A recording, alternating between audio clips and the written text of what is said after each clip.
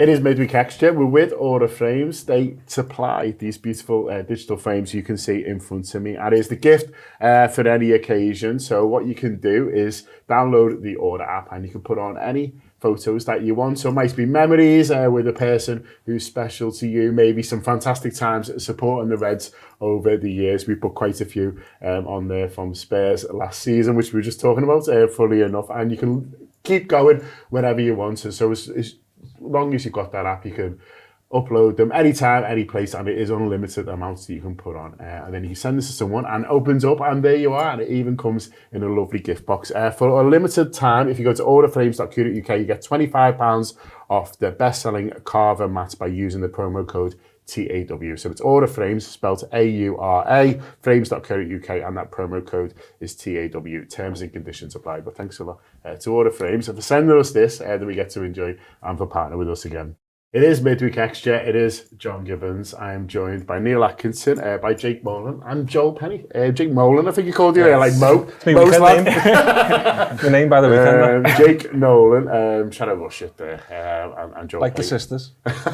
Exactly. And there's no midweek games. Without that Champions League, it's finished. The big tournaments are still going. We've just been talking about SPR, who've got a lot still to play for. But for the Reds, it's looking like top 5 and that's it. So we obviously start looking ahead to next season. Some interesting stories coming out. Sky Sports have gone quite hard on the fact that they believe the manager is staying next season. I mean, that's been generally the talk over the last few weeks, is that they want to keep hold of him, Neil. People just have chosen not to believe it. They're not. But all the talk is that they want to stick with the manager if they can. And top 5 obviously gives them the opportunity to do that.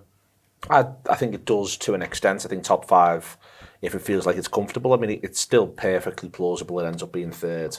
And third, do we feel this season as though we've been as good as Arsenal or City? If we're honest about it, no. Do you think the squad is as strong as Arsenal or City's on paper? I think in both instances you just still go no. At which point you can maybe therefore say, so if the manager's helmed them to third, when you don't think they've got the strongest squad or the second strongest squad, then that's all right. I think the issue is the extent to which people have not enjoyed the football and the way in which the games have been addressed, the way in which we've set up. If the manager is of the view that it won't be like that next season, and internally they're of the view it won't be like that next season, what I would say is, well, there's a lot of pressure on those first 5-6 games. Yeah. There'll probably be 5 games before the first international break, 5 league games, 1 Champions League game and 1 League Cup. They moved the international break and made it bigger, the first one. And if, ultimately, if Liverpool aren't performing the way in which people like, then I think that there'll be a lot of negativity around the place if the manager remains in post. But the manager's also a league winning manager, and we're currently getting a pure lesson every time you switch on Sky as to how hard it is to become a league manager, because that little weirdo in North London is really... I mean, he's making it look more difficult, I would say, but it is still hard. I mean, it's worth saying that I think if your name hasn't been Klopp or Guardiola across the last sort of 6 or 7 years, you've not really become a league-winning manager, and the exception to the rule is Arne Slot. So, I think, or even a 90-point plus manager, if you even want to allow that, because that gets a couple more of Klopp seasons in, where they don't go on and win the title. Klopp has put together clearly title quality teams and squads, and they probably didn't get as many titles as they should have done. Well, Arne Slot's done that. So, you've got to bear that in mind, and as I've said all the way through, you can decide that you don't want a manager to be a Liverpool manager anymore, but one who's a league-winning manager should be treated with respect at all phases. But I do think it is a little bit of a gamble if they do choose to persevere at this point. And it might be that they've had a look, tested the waters, looked at other people, and they think, no, we're better off with this fella that we know. But it's also their reputations as well. When he used their sporting director, who was, highly vaunted, the fella who's the head of football for the ownership group, who is in lots of ways the biggest celebrity sporting director out there. I think he's the sort of fella who, if he turns up to that thing they have for the Financial Times in London, everyone wants to shake his hand and get his autograph. So they're the ones who are making that call, and it's their reputations on the line as well if it doesn't come off. So I think it is a bit of a risk for the football club, but then they probably argue, well, we know the pros and cons of Arne Slot. We know what this year's been like. We know how hard it's been, and anything else would be a risk as well. And the one thing I hope is that if he is the manager at the start of next season, the general attitude of everyone who's going to Anfield first game is, right, we're 100% behind this, because what's the alternative? What, you don't want Liverpool to win? That's ludicrous. So, I think if the plan is that's what they're moving forward with, then we've got to give it everything we've got to get right behind it, because it's far better than the alternative. The alternative's rubbish. If you want to be kind to this manager, you can say that, he hasn't had the squad to compete, and he hasn't had the balanced squad. There's obviously quality in there, Jake, but, not necessarily everything that a good team needs to compete at the very top. So we're going to sort that now over the next 3 parts. The four of us, not just me and you, the four of us. Yeah. We're gonna give Arne Slot, the manager next season, the best possible chance of success, winning those 7 games that Neil talked about, and they just won't look back. So we're going to start with the lads at the back. Some people, John, listening right now, are going, they won the first 7 this season, John. Well, I know. Let's pretend there's not true. And they did look back. Yeah, well, yeah. But in anger. But forget about that for a second. We'll start with the guys at the back, if you like. I was going to say defenders, but then I thought we should probably include goalkeepers in part 1 here as well, because there's maybe question marks there. Alisson, they can extend for a year if they choose to, but have they done that? So they've done it. Yeah. But you guess he could still go. They can still sort of make a decision. I mean, look at Mo Salah. We can still go on. Actually, go and do something else. Mamardashvili is an interesting one. I think he's a good goalie, but he's one of those where he's probably a bit too good to be a backup keeper, but is he quite good enough to be a number 1? And do we need to make that decision now? It's an interesting one, the goalkeeper situation, before you get on to defenders. Yeah, they're almost like,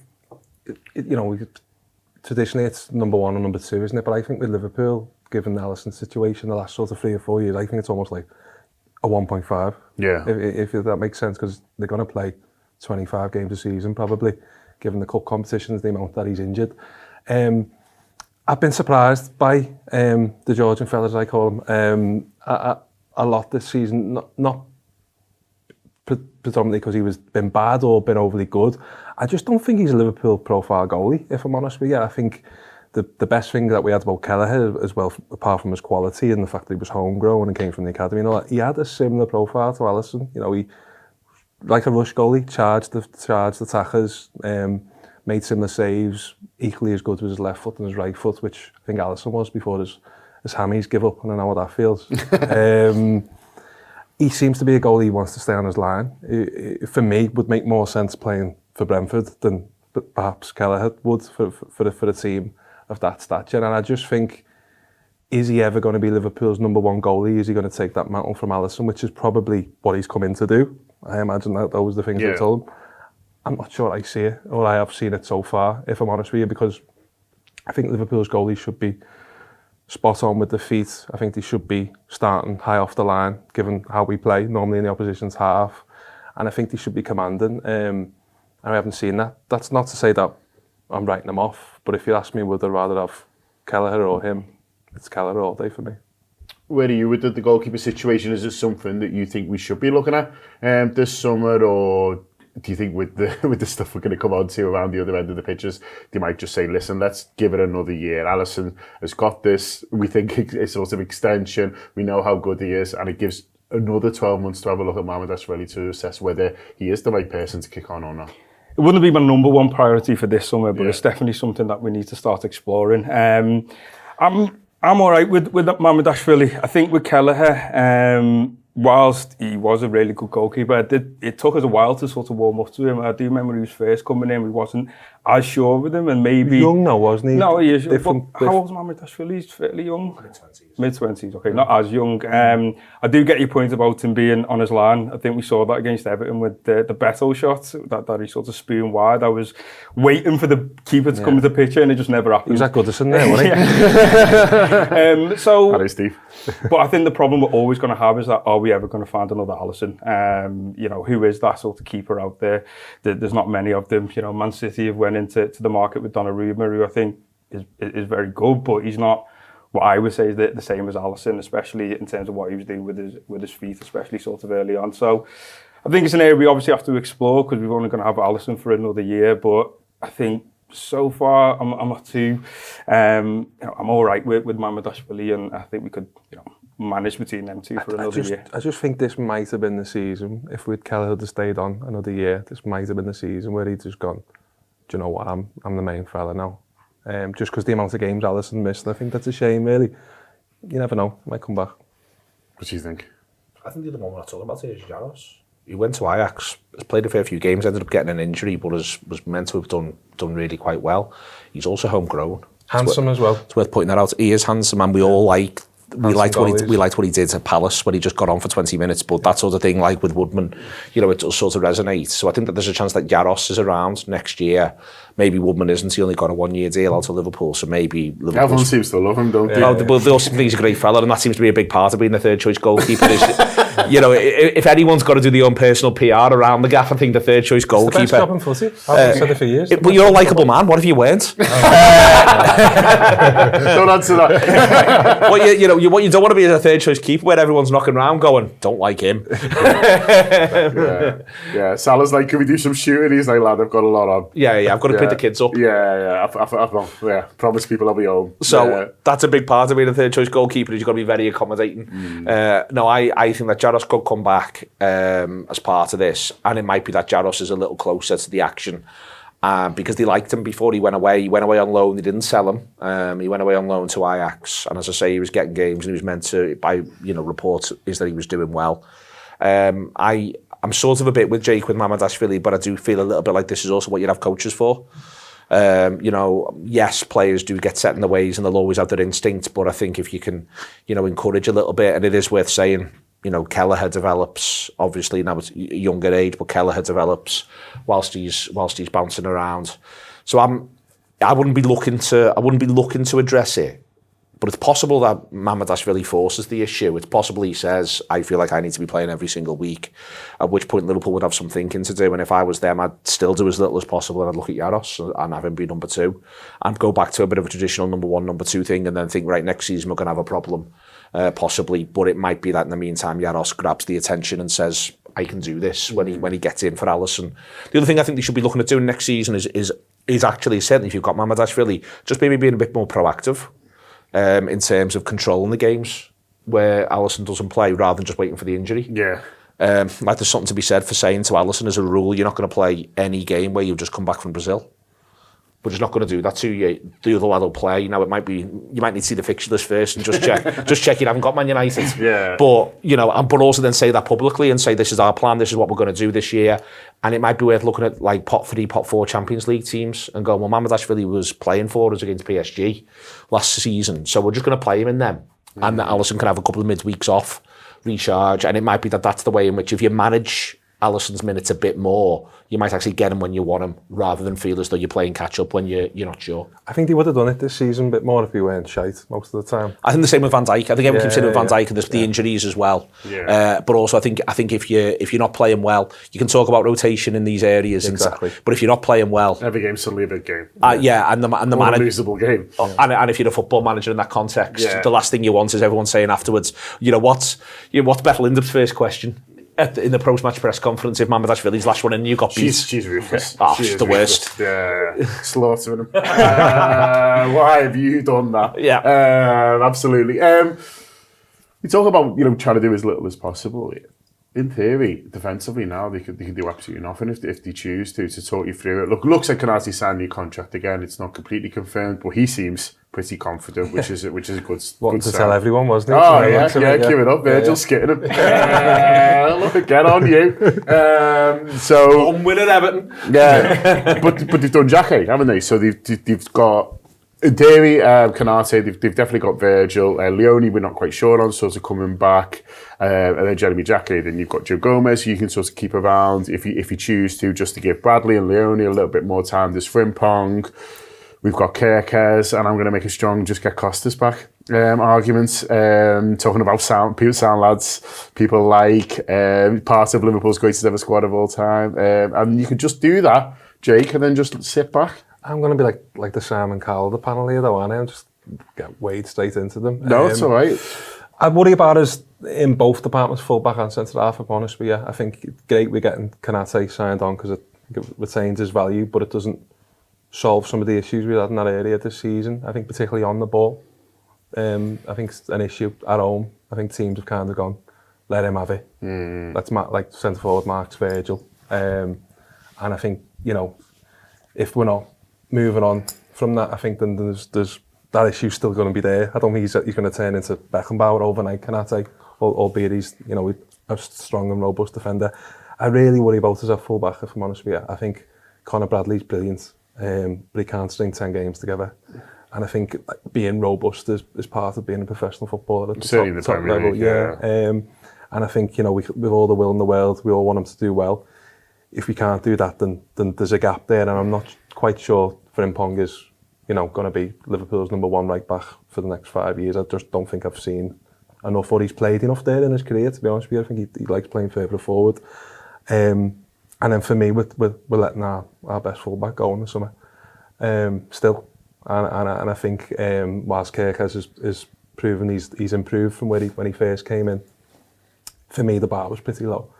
And I think he's just about getting to a point where, you know, people start to recognise him when he's at Bournemouth, but you know, yet to be seen whether that's good enough for Liverpool. Bournemouth, Liverpool's Liverpool. And Costas, yeah, great backup, but I think I would like to see us with a little bit more than that, if I'm honest with you. So yeah, sorry for being a Debbie Downer on that one. And Virgil's getting older, of course, which means we need to protect them a little bit more. Which is why left back and centre half is so important, because I think if we get those two sorted out, you could maybe get Virgil for another 3-4 years, but not if you're leaving them exposed every week. I mean, you hope for Jake's two centre half issues that these young lads can help with that a lot. So when he's talking about Konate on the ball, I'm thinking, well, you know, is that one where you bring Jeremy Jack in, who's meant to be sort of a bit more progressive in certain games, and you allow him to play in a game where he's not likely to do loads of defending. Obviously, I mean, he can't come in for Konate and give Virgil a rest. He can't sort of do both, but you're able to use those younger players to take the pressure off Virgil a little bit, but also allow this idea, well, in certain games, do we need Konate there? Maybe we're going on to the midfielders, but the number 6 could be involved in that a little bit as well when you expect him to dominate the ball. So I'm hopeful in those areas we can find the solutions. I do take the fullback argument that there's more questions than you like at the moment. I'm oddly relaxed with Tsimikas coming back, in that I've got no real interest in watching him play. But I can accept the reality of the fact that it's going to happen. And I think that the best thing you can do with Kerkez is let him build up a head of steam and take the position. And I think if you look at Robertson's Liverpool career, you know, there's a point at which he just becomes Liverpool's number one fullback and everyone else is a backup, a genuine backup. And I think if that happens, Kerkez looks robust to me physically. If that happens, the idea of you see a lot of Tsimikas in the first half of a season in domestic cup competitions, and again, maybe pot 4 Europeans, absolutely fine, as long as he refuses to take his trademark name as the Greek Scouser. I'm relaxed about the whole thing. Be nice to see him again, wouldn't it? Yeah, so he's all right. Also, it's worth pointing out he's got a year left of his deal. It's not gone well for him at Roma. Liverpool are just not going to get much of a fee for him, and the smart thing to do here might be to do that. Also, it's worth saying Chambers has gone to Charlton, done pretty well, is getting regular games. And it might just be worth having a look at him. But the best way to do that isn't to have a look at him as he is number 2 to Kerkez. It's give Tsimikas that there as well. And I think that gives you just a little bit of a safety net. And I'm fine with that as well. And also I do think that for the thing that Tsimikas is good at and was good at beyond just taking a set piece with his left foot was he was good at passing forward. He was good at passing forward, good at passing up the line. Other issues, you know, pace on the turn was always a problem. How he read the game was a little bit of a problem, but he could pass forward. Because I think Jake's overarching criticism with the Konate point, but I think it goes across the board here, is I don't think Liverpool this year, when we actually begin to break it down, I don't think we've progressed the ball that well from the back. And I don't think that just does fall to Konate in that, listen, Konate has been part of league winning and 90 points plus getting squads and Champions League final teams. But what it means, though, is, to your point of, what you don't want is them looking at all 3 of your 4 defenders, John, and thinking 3 of them can have it. Yeah. And that's not too far away from where we've ended up, because I don't think we have enjoyed watching Kerkez pass forward. I don't think that's not his game. He's not there to do that. I'd include the goalie in that as well. And the goalie's been a problem, whichever of them it is as well, I think, to an extent, because Alisson's kicking has diminished. So you've ended up in this situation where Frimpong can carry it, but you need to get him there, and then you've still got to progress the ball to him. You know what I mean? You can say, well, we want him to get it on the halfway line, but who's passing it to him there? So you've had this little problem. So I think there is And a lot of this is just a little bit influenced by seeing how well Jones did at the weekend against Everton. And it's not to say that Jones is the answer at right back, but suddenly seeing someone who's got real composure in possession, maybe some would say too much composure in possession on the ball at right back, and who's happy to punch it forward, I thought it made a really positive difference to us. Yeah. And I think if you were to look at that and either, have an eye on Jones can do that for you from time to time. I think it's one of the reasons why, times when the pressure's been on the manager, he's gone to Szoboszlai at right back. But I think part of the reason for that is, well, he's a midfielder. Yeah. And the other thing I will point out is that the sides of a second who might go on and win the league have got a midfielder in both fullback positions because they can progress the ball. Núñez carries it really well and he passes it with punch. O'Reilly looks a cracking player, if we're all honest. But he's not just a cracking player. Again, he carries, but also he passes with confidence. So I think that if they're going to look for a right back, Frimpong is the ultimate cheat code, tricky, speedy right back.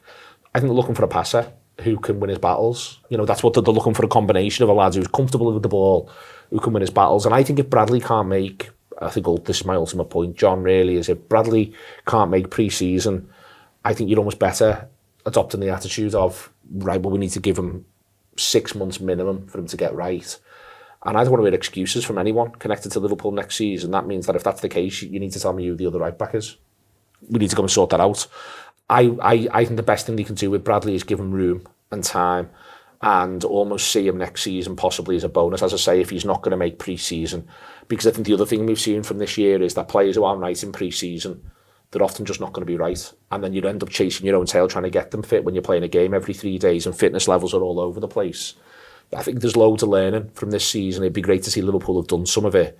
And I think part of that might just be on Bradley. You'd have to say, well, next year, we still think you're a Liverpool player because we can see the talents there, but we just need to make sure you're where we need physically. I think Steven Gerrard had a similar period under Gerrard Uday, didn't he? Picking up sort of these types of injuries, and then I can't remember how long it was because it was a long time ago. But he's just given a period just to sort of grow into his body and go and get certain surgeries that he needed and whatnot. And, he ended up doing all right, didn't he? So, yeah, this looks a little bit more serious than that, unfortunately. But, young players can go through it, but we need to start the season with a bang. And so, that's the goal that's thrown down to them. So how do you look at it defensively, Joel, and how would you approach it in the summer? So I think there's a few different options. I think one thing we could maybe look at as an extra centre-back who can, fill into those full-back positions. Maybe that gives us a bit more sort of room for manoeuvre and obviously gives us a bit more cover. There's a Kwanzaa question as well. I don't know if anyone would be interested in potentially bringing in. Is it this summer or next summer? It's confusing. I think it basically... I think it's there this summer if they want to do it. I think it's. Oh, really? Yeah, I think it's very. Is it a diddle that we thought we were getting, but really it's going to end up costing us loads of money? I think it's going to cost us some money if we can hang on. If we can play it cool for another year, I think we're in a slightly better position. Oh right, okay. But yeah, I'm just saying what I've read. So that could potentially be an option, who knows. We don't know the detail behind it, but I think the build-up issue is definitely something. I think, goes without saying, there is a trench-shaped hole in terms where it goes to building up, and we have really sort of missed that. But finding that profile is also really difficult. Someone who can build it up but also be solid, as sort of Neil says, in both ways, isn't an easy find. I think from the left-back position, we're definitely obviously going to need cover. Then, Neil puts a great one. Costas would be perfect. I think a bit of experience there would be helpful. Obviously, Kirkus is fairly young himself, but I think he is growing, has developed over the years. So I think that will sort of continue to do so. So yeah, ideally, I'd like to find a player who could play in maybe multiple positions, which just gives us a bit more coverage. But other than that, I think with the young lads coming in, another year for Virgil. I'm glad Konate signed up. I don't think it's the number one priority. We're going to move on to the midfield, which I think would be top of my list. Okay, let's have a little break. There's a lot to do. So have a little break, cup of tea, some biscuits, and the transfer committee will be back after the break. Okay, still with Neil, with Jake, and with Joel, and I'll start with you this time, Joel. I think for me, the midfield, I think this almost feels like the Zervets decision needs to be made first of all, and which informs everything else. He's played a little bit he starts as an attacking midfielder, but then he gets pushed out wide a little bit as a wide forward, and then more often than not recently he's been back in that number 10 role. For me, if you're signing a lad for that much and he's a number 10, you need a long-term plan for that. I don't mind the fact that he's played the odd game wide. It's his first season. Obviously, there's been problems throughout the team particularly defensively in gaps. But from this summer onwards, I think, well, arguably from now, I think we need to be viewing him very much as a number 10, someone who's going to play in the centre, and then think about, well, who's your two behind them? Well, who's your options for the two behind them that are going to make you robust enough? Absolutely. I mean, what you want from Wirtz is to almost build the attack around him. You know, you want him to be the sort of centrepiece. So you need to work out what's going to sort of really facilitate him. And then when you look behind, I mean, there's question marks. I think McAllister's contract out in 27, I think, as well as Jones. McAllister's 28, Jones is 27. Okay, fair enough. Well, not quite, but there was talking maybe McAllister sort of moving on. So that's obviously going to be addressed. I think it looks like a fitness issue with McAllister across the season, where that's been one out from injuries or his legs have just sort of gone.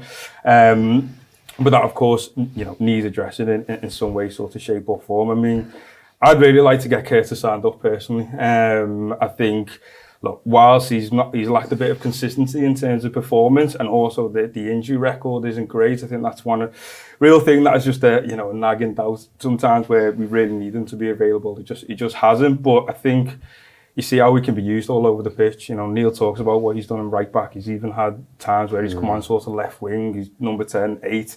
So I think, considering we're talking about a squad that needs sort of numbers and coverage, you know, getting someone like sort of Curtis signed up can be really key. We give the money to Gravenberch, so we clearly think he's a vital part of the midfield going forward. So I think it'd be him and maybe one other, and then we can sort of start to navigate it from there.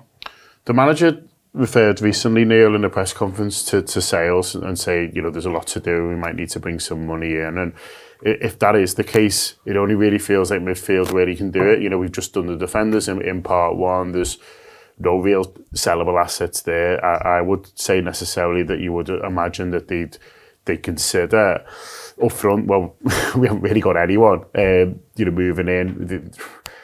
You could see what comes in for Gakpo, but I don't think there's necessarily going to be huge offers this summer unless he has a real good World Cup. It does feel like midfield is the ones where there's potentially money to get for people. Curtis Jones looked quite out of favour a few weeks ago. He's come back in, which is quite interesting, whether everyone's shook hands and said, listen, it's over in the summer, but let's go out on a bit of a high because that suits everyone, possibly, or whether there's still consideration that he might say, if he does, that he needs to sign a new contract. And then McAllister, we feel like we've been waiting all season for him to show what he has done ever since he joined Liverpool, and it's just not quite happened. And so when you think of the contact situations, what we've seen on the pitch, it does feel to me that actually we might see a little bit of an overhaul in the summer towards a midfield that might help Wirtz out a little bit more. Yeah, I've been a little bit struck by this. Suddenly Gravenberch's the left-hand side of the midfield too, and Szoboszlai's been the right-hand side of the midfield too, or Jones with Szoboszlai in there as well. That just sort of dropped almost in a way across the last couple of games and stuck is, I think, my point. I think it's the fact that it's stuck. And it sticks even when McAllister comes on. It stuck when Gravenberch came on because Jones had the little injury. I like Jones as a utility man, and I'm fine with. Again, I'll say it again. I'm fine with the idea of maybe it is him from time to time at right back.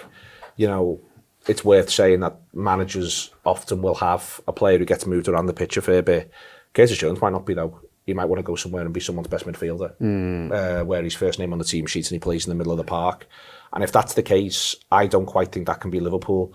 I really don't want Curtis to go. I'd love us to extend him. I think that the homegrown situation is part of that, but I think it isn't just that really. I feel as though a Liverpool team across the last couple of seasons, but I've seen a Liverpool team with Curtis Jones looking like a really good footballer, and as a Liverpool team I've really enjoyed seeing.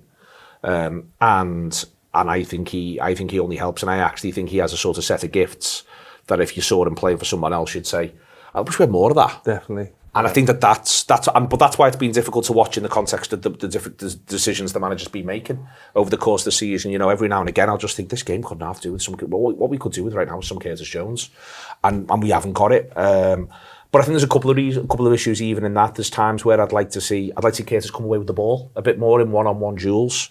I think there's a few times where he's trying to win it so clever and so neat, And there's just been times this season where that's just not possible. And I don't think that's him pulling out or not being brave. If anything, he's being too brave. He's put us on the front foot. Yeah, he's prepared to look a bit of a wally, and often does, because he thinks, well, if I nick it like this, I'll be carrying it. Now, people used to say the same thing about Henderson, and no one anymore sits around and sort of disputes whether or not Henderson had former football and courage, because he did. So I think that sometimes players just need to be given a little bit of advice of, listen, sometimes you just got to get it under and go and play. I think that I think Szoboszlai could be this manager's, or any Liverpool manager's Bernardo Silva, where you never entirely nails down one position, but he gets 300, 400 appearances for the club and hopefully wins a lot. Because I think they should sign someone to play next to Gravenberch, who is likelier to... For me, I'd like more of an Alonso than a Mascherano. There's a lot of people who would love a Mascherano, not least because people love to see opposition players get kicked, and they don't think Liverpool are doing enough of it. I would rather, I think ultimately, in this league where it is at the minute, I'm not talking first season Alonso, John, I'm not an idiot. I'm talking sort of second season Alonso, when he worked it all out and went, right, okay, you've got to win your battles here, you've got to be smart, but you've also got to be able to play. Because I think that'll also help Wirtz, and I couldn't agree more. If Liverpool aren't going to play Wirtz number 10, they might as well just sell him. Well, let's not mess about then. Yeah, we can find a better left winger. Yeah. So let's just play him number 10. But that means you've got to play two who sit as a two. And then it becomes about what we were saying before, about being able to pass through, get the ball to Wirtz, get the ball to wide areas early, have them then arriving back. You've got to be able to play that way. Because what you don't want, if you've got Wirtz, is you don't want him becoming an attacking, you said attacking midfield before, and number 10. I think you want him basically playing as far forward as possible, not having defensive responsibility, but not having to come all the way back. You want him to be able to stay close. There was always that thing, wasn't there, that Benitez, it felt like he was in a lifelong argument with Gerrard about Steven. I don't want you to do all the muck and bullet stuff back here. I want you at your best up there for when we get the ball back and it's time to go and you're playing with Torres. And so you're gonna make it happen, Steven. And Steven's attitude was, no, I'm not, Rafa. I want to fight people back here if you don't mind. And that was an ongoing thing. Wirtz is not that, let's be clear. He's not that, but he keeps getting sucked back in. And I think part of that as well is at the minute you've still got Salah, because Salah's not going to work back in quite the same way. But when there's new wide players, I think Wirtz has got to be given this idea of, lad, don't waste your energy coming back here all the time. We'll get the ball to you. You hurt them. That's the order of events. And I think that doing that is, for me, the thing to do. So I'd love to see them get someone in the middle of the park. Someone who profiles a bit like Tonali. You see Tonali's often deepest line for Newcastle, but he doesn't feel like, he doesn't feel like Vinnie Jones. But he's strong enough in there. I'm not saying Tonali, by the way. I'm just saying I like Stiller, and I think Stiller will be the direction of travel. And then I think they should get someone young. Whether Jones stays or goes, I think they should get someone young who they like the look of. Gray's been knocked about because he's, if anything else, it'd just be an act of mercy at this point to bring him in. Gray's been kicked around, and you wouldn't mind seeing that. Someone young to come in who also therefore knows, I'm not coming in to start. Not this year. I'm gonna build from there. And I think if they could do that, and I think that leads you to McAllister going, and maybe a couple of the lads who are on the... I think, for instance, if you bring Archie Gray in, you're not keeping James McConnell around for another year. I think he has to move on, just for himself. And then you'd have Nione as well, and you'd feel like that's a nice blend of youth and experience that could work well for them. What do you think about the midfield, Jake? I think it's odd, the midfield, if I'm honest with you. I think it's probably the thing that we thought we had boxed off the most over the last couple of years. I think the thing that felt like it was in the least amount of transition. And this summer it feels like maybe it's the most. I take Neil's point about wanting Alonso over than Mascherano. I can completely see what he says over that. But my worry sometimes with our midfield is that not sure any of them love defending. I think if you're honest with Gravenberch, I think he'd rather play a little bit further forward. I think he said that.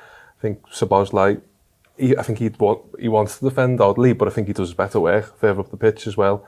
I think McAllister gets caught, given his sort of his stature and his limitations, if he hasn't got somebody alongside him who can help him in those departments. And I think Wirtz is Wirtz. He does that stuff up there, doesn't he? We all know what we've bought. We haven't bought a £150 million player to change his game and do something else. Hopefully, he should be really good at what he does, considering he's cost that amount of money. And I think Jones, to Neil's point, I think his role for Liverpool is and will always be that utility to man. To my opinion, as long as he is, I think there'll be games where he might play 5, 6, 7, 8 games on the row when he's playing really well. But is he ever going to be Steven Gerrard? I don't think so, and I think that's probably what he wants. I think he might go and get that somewhere else. My point to him, if I was sitting with him now and having a gab, I'd be like, you don't have to be Steven Gerrard, just be Curtis Jones. You know, that's the... We'd all love to be Curtis Jones. Yeah, exactly. But I think that's what he wants. You can see it, can't he? He took responsibility. Took the 17. Yeah, in interviews, he wants to be the main man. He's probably looking at the midfielders and going, I'm better than these. And listen, on his day, he's probably got a point. But I would love to keep him. Whether he would love to stay, I don't know. And I do worry with that. I don't want to, again, speak to Simon Cowell, Debbie Downer. But I just think, given the type of player he is and the type of football you've got to play through him, as good as it'll look at times, I think everything's got to be perfect. Everything's got to work through him perfectly, otherwise he's just a passenger on the pitch. And I think I would love to see almost like a plan B, almost like, you know, Phil Foden's not playing well for City, they take him off and they put somebody else on in that position. It feels to me like we're edging towards, if it doesn't work through Wirtz, then we run out of ideas a little bit. And I think we should be looking at that. I really, really do. As much as he's cost, as much as he's, for me, he's by far our best footballer on paper. I think he's allowed to have an off day, and I think not giving him all that pressure wouldn't be a bad thing. So for me, I'd be looking at one or two leaving potentially that we want to leave or they want to leave, and be looking to sort of address those issues. I think, though, my thing I'm going to say, Alonso, I mean someone who is deeper than Gravenberch. Yeah. I think that's why it's interesting Gravenberch's move sides to the left, because if you look, Rice does something similar. You know, he spends a lot of time at Rice being Arsenal's deepest player. And then this season he brings Zubimendi, and Zubimendi's a bit deeper, Declan's a bit more of a runner. Yeah. And it's the one thing I'd take from Arsenal, really. I wouldn't really look at anything else that they do, but the way they've done that, and it gives you the idea of being able to liberate Rice at key moments in the game. But also, I just think, that's pretty solid. If you've got a player who's got a year of title experience playing as your deepest line midfielder, and then you give him a deep line midfielder behind him, then I'd like to think that when the pressure's on within games, these two can help work it out. I think where it has got a little loose is that was sort of the McAllister brief. McAllister has a great season 23-24, often at the deepest line. Slot comes in, moves Gravenberch there, releases McAllister a little bit, but there's still the solidity between the two of them.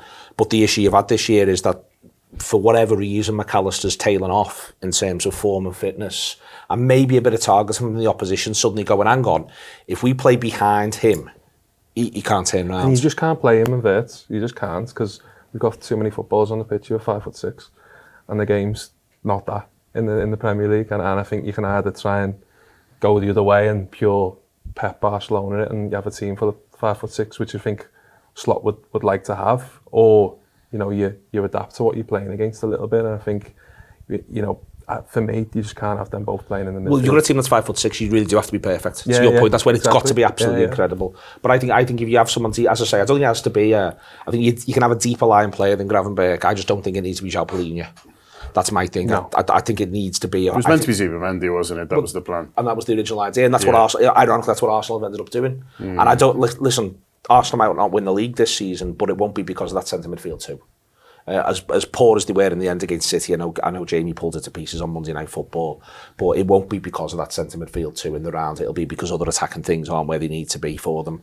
But I feel a little bit like if Liverpool could, with all the skills and the gifts that Gravenberch's got, and then what you created there is, to your point about Plan B, you know, this new lad I'm talking about, Gravenberch, and then Wirtz. Well, you feel a bit like Szoboszlai could come in for any of them. Yeah.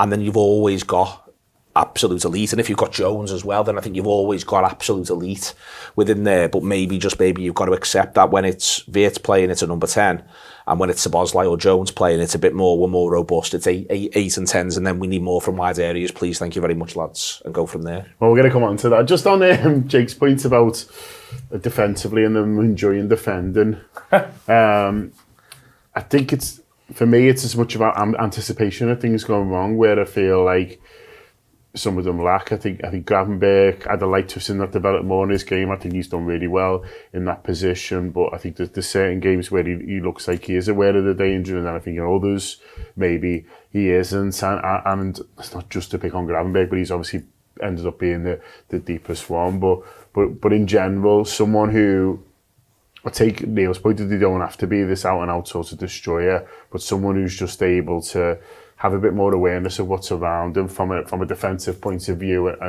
and know where the danger's maybe going to be and go and stand there for a bit. Smelling it out. Yeah. I need to smell the danger. Yeah. More of that, please. Yeah.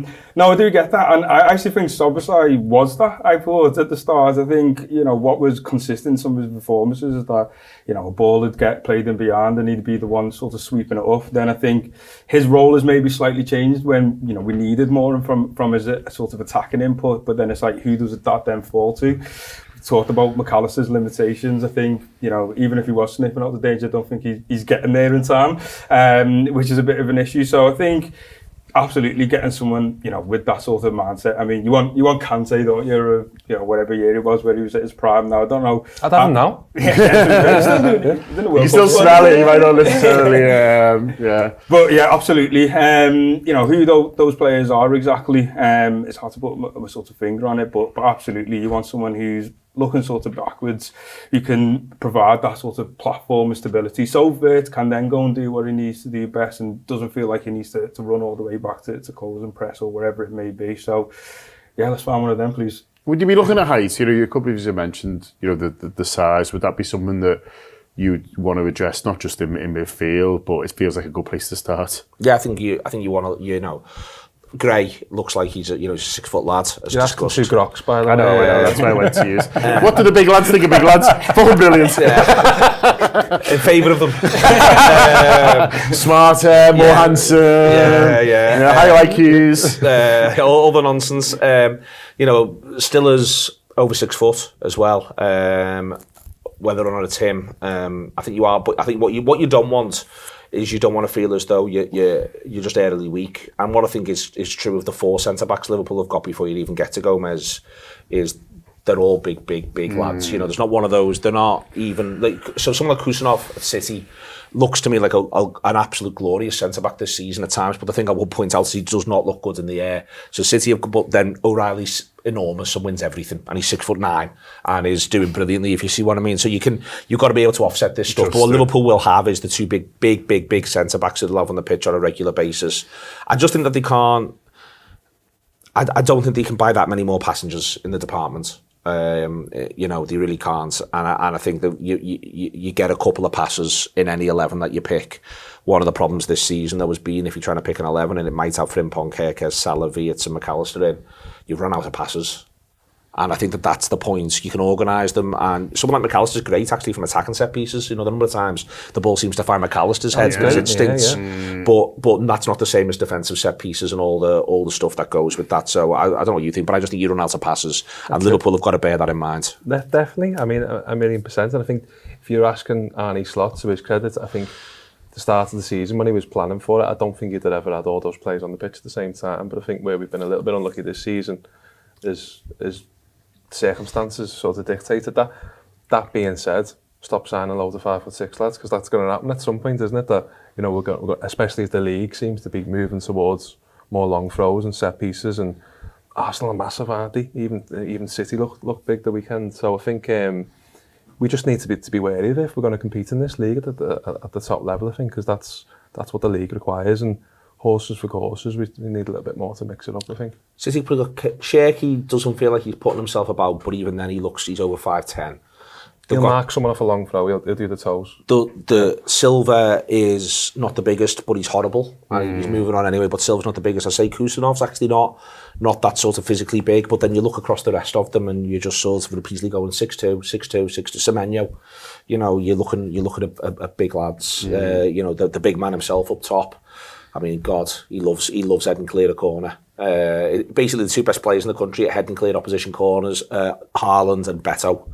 They're your number 2. They love heading clear corners. Just attack the life out of the ball when it comes into the penalty area, please. Great. I think it's a way it's one of the many ways, the sort of sentence that upsets people, it's one of the many ways we've missed Darwin Núñez this season. Darwin Núñez would attack the ball at the front post when people put set pieces into the box, because he understood that. It wasn't about whether or not he was going to get caught offside. The ball comes, I head it as far as I can. Great.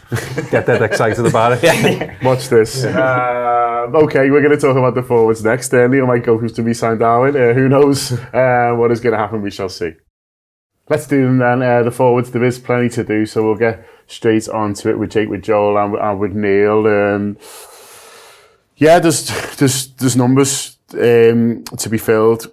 We looked one short anyway, and then Mo Salah's going, and he's played a lot this season, apart from when he hasn't, so then he definitely thought he should have been. So he's we're going to miss him in many ways, but you know, his availability was fantastic for Liverpool. So there's a big gap on that right-hand side. There's obviously an Ekitike-shaped gap for a considerable amount of months. We don't know how many, and potentially others as well. Who knows on Chiesa, who's done a nice advert today. Good on him for that. Trying to get the money's worth out of him there, but the manager hasn't looked too keen to see him on the pitch. Isak's obviously back fit now. Let's all hope he has a good summer and a good pre-season, and he is ready to go. You'd imagine Gakpo stays, but there's not a huge amount there in terms of starters for Liverpool. There's two. I mean, Isak and Gakpo, and there's a wider conversation about Gakpo and whether or not you want him, you know, with at the very least with a split position, which is what he had last season. I don't want to say he wasn't a starter. He was a starter in a league-winning team. He started a lot of games. But what helped, I think, was that he would be rotated either in terms of his own position or just off the pitch and go from there. I think they need to do three in that department. I think it's the most pressing in a way. I think you can't do a 3 from 4 without Salah, because I think it's worth always saying that when they had Firmino, Mane and Salah, they were unbelievably lucky with how robust they were physically, the three of them. And that allowed you to maybe play a bit faster and a bit looser. And also the way that the previous manager played, using the midfielders as a platform. Well, you haven't got that luxury anymore either, I don't think. So I think you need for this, if we think of it as 4-2-1-3 and Wirtz is the one and then there's the three up front, I think they need to buy 3 lads who you'd all be very comfortable to see started, at the very least starting by the end of next season. So you know, if it's someone like Diamandi, who's a young player, the pathway for he'll be able to feel as though he's completely involved in the second half of the season, I think is important. So and that's not allowing for Ekitike, not allowing for Dans, and not allowing for Rio either. I think it's really important not to allow for Rio when you plan this, because I think the important thing is that if you get it right, there will still, if you've got three starting from 5, there'll still be loads of opportunities for Rio to get game time and kick one of the others out the way. It's the way football's always been. I don't really want to hear chat that goes like this. Liverpool weren't interested in blocking Rio Ingamoa's pathway. What I want is for Rio Ingamoa to be so good, he creates his own pathway and everyone has to get out the way of his pathway because he will just blaze a trail through it. That's always been how young footballers who are exceptional, and Rio Ingamoa is exceptional, get into the team. Forwards, definitely. So let's plan without it, and then suddenly if by February one of these lads that I'm thinking about, we bought Anthony Gordon and he's pissed off he can't get in, isn't that Dream Street? You know what I mean? And then you've got an Anthony Gordon shaped problem next summer. Well, that's next summer's problem. For now, Rio Ingamoa scored 11 in 7, and he's got to play every game. You see what I mean? And that's what I want. I don't want to hear about X blocking a pathway. Because I just think as soon as you get into that step, you're putting too much pressure. I keep coming back to Sterling's dead interest, and he gets loads of games in the start of the 2012-2013 season, and then he barely plays in the entirety of 2013. The end of that season and the start of the next one, he's terrible at Hull, but by the time we get to, as we approach Christmas, he's come alive again. But that's 11 months, because young players, even great ones, and Sterling was a great one and has a great career, even they do a bit of that. So you can't do it. We're going to leave it all open for that, because you can't gamble a Liverpool season at the feet of a young footballer, and it's not fair on him. So I think they've got to. I think now with Ekitike, they can't do the thing of we've got a plan for Hugo coming back in February. You don't know how he's going to come back, and you don't know how many games it's going to take for him to get back to the level that you'd expect of him. And also the point of this was this season, and then next season he kicks on. You might just have to accept that kick-on's not coming now as well next season. So what's the next phase of that? So I think you've almost got to go without them, and that'll obviously cost Liverpool more money, but so what, they've got it. And there's times where you have to front load, and then eventually someone gets sold, and that's the way football works. So I think they've got to have the 5 options. There will be a player from a team that comes 18th that will improve Liverpool's front line, because every single team that could come 18th has got a player that would improve Liverpool's front line. Some have got more than one. So let's be clear, the footballers exist. And I'm not saying that the player who comes in who could come 18th is good enough to be starting Champions League finals, but he'd be good enough to be part of a squad that goes on to challenge for a title. So for me, they need to find 2 absolute belters and now find a third one that they feel as though can offer something in the attacking realm. And then hopefully Rio, maybe even Jadon Danns gets his fitness together. Ekitike, these lads come to the boil for them over the course of the season, but you can't expect it, John. What kind of forward do you have to? Or forwards, because it is more than one. A good few of them. Don't worry, I won't mention big lads. It's all right, you're allowed. I think, to be honest with you, I think the thing that we've missed the most this season, apart from goals, and an awful lot, is I was really disappointed when we sold Diaz. I know a lot's been made of it, but he's just carried the ball up the pitch.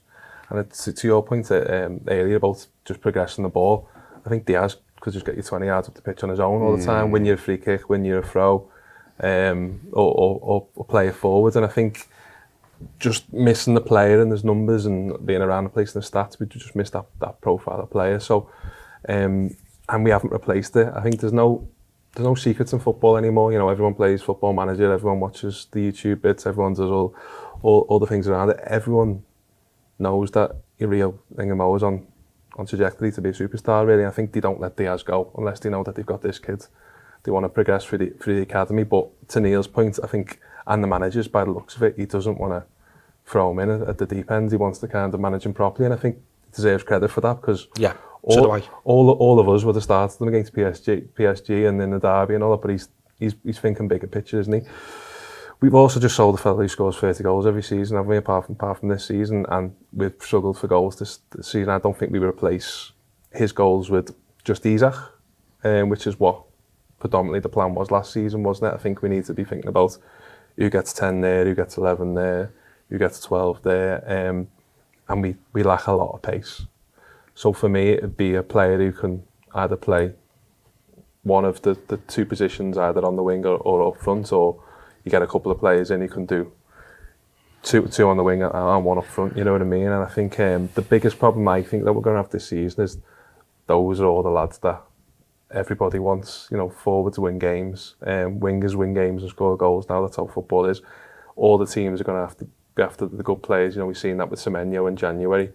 It's just who those players are and how they can improve Liverpool, because I take Neil's point, and somebody finishing 18th might improve Liverpool's forward line, but we need to be winning leagues and we need to be winning Champions Leagues, and you need to be playing at top level to do that, or at least be on the trajectory to do that. And everyone wants those players. I also think everyone knows we've got TAW is a problem, because we've kind of played the card for years. Liverpool don't overspend, Liverpool don't pay big wages. Let's get the song going again for the last few games. Yeah, exactly. Now everybody knows we pay big wages and we will pay big transfer fees, and so I think, you know, teams will hold us to that, which I'm slightly concerned about, if I'm honest with you.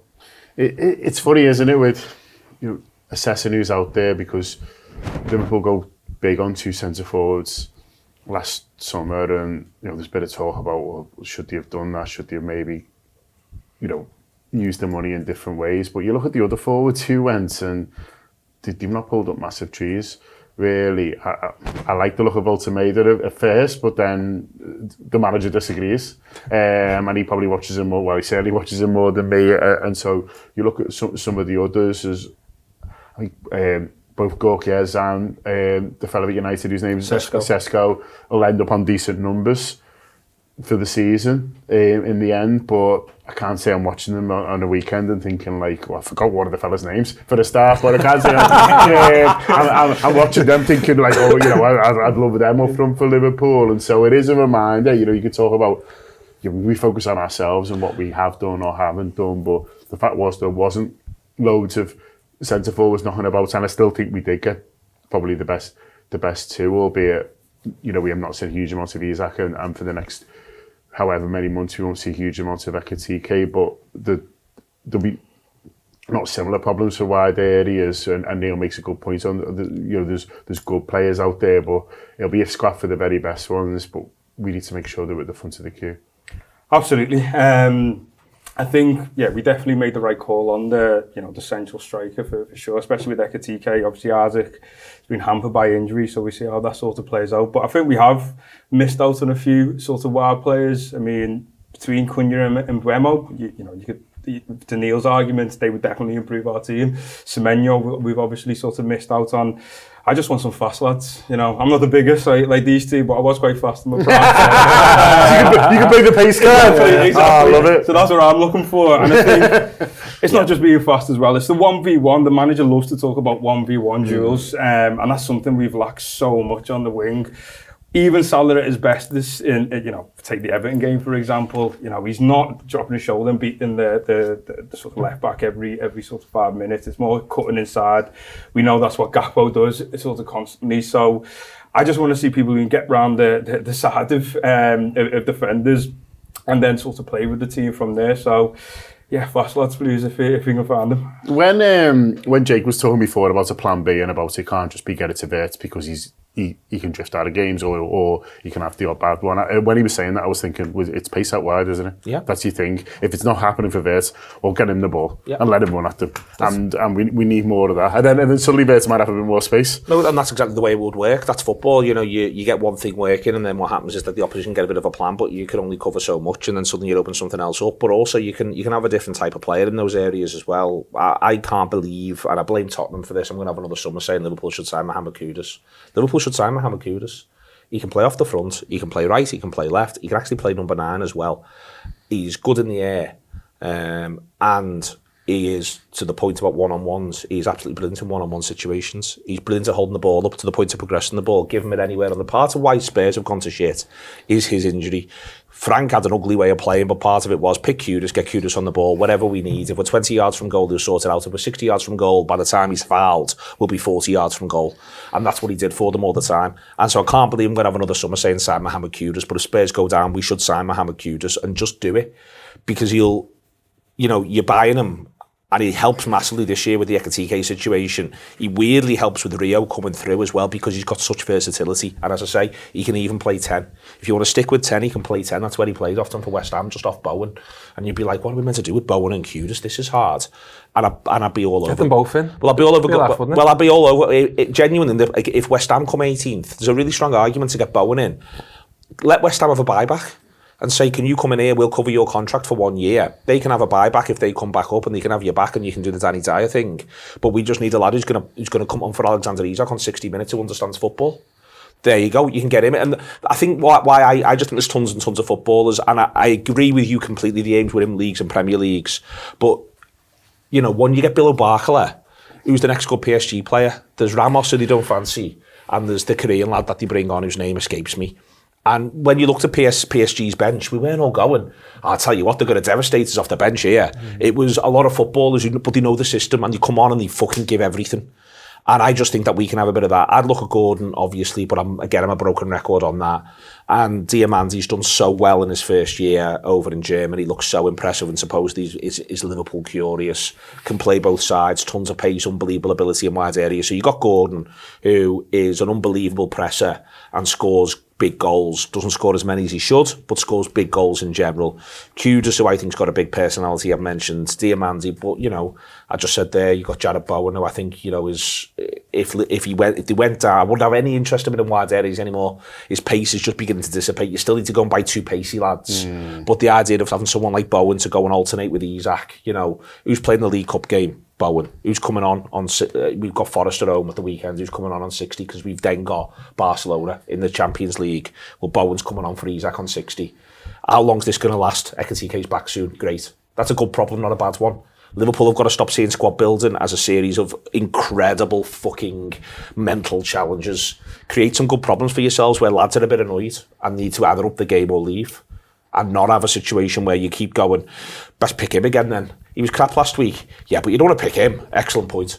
Yeah, you know, that's got to be the direction of travel a little bit here. So, and yeah, it's going to cost a bit of money. The club's going to end up spending more money than they'd have liked because of this, because of the Ekitike injury, and maybe a couple of other things haven't gone as well as they want. Well, your Liverpool football clubs will grow up. Is there anything that anyone would look at between now and the end of the season? I think, you know, let's hope we've got the luxury.